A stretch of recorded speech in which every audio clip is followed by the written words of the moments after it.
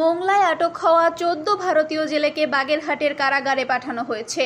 সোমবার 4 আগস্ট দুপুরে বাগেরহাট আমলি আদালত 6 তাদের জেল হাজতে প্রেরণ করে।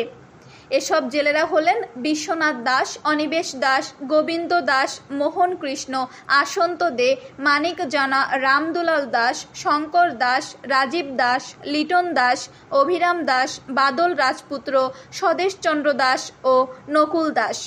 এদের সবার বাড়ি ভারতের 24 পরগনা ও পূর্ব বর্ধমান জেলায় বলে জানিয়েছেন মোংলা থানার ভারপ্রাপ্ত কর্মকর্তা ওসি আনিসুর রহমান।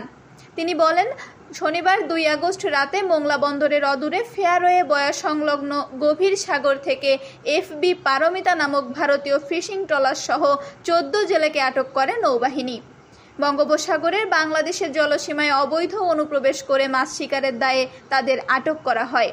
তিনি আরও বলেন, পরে রবিবার দিবাগত রাত 3টার দিকে নৌবাহিনী একটি ভারতীয় ট্রলার সহ 14 জেলেকে থানায় হস্তান্তর করে। এরপর ওই রাতেই নৌবাহিনী বাদী হয়ে ভারতীয় এ জেলেদের বিরুদ্ধে থানায় একটি মামলা দায়ের করে। সামুদ্রিক মৎস্য আইন 2020 এর 25(1) ধারায় মামলা হয়েছে বলে জানান তিনি।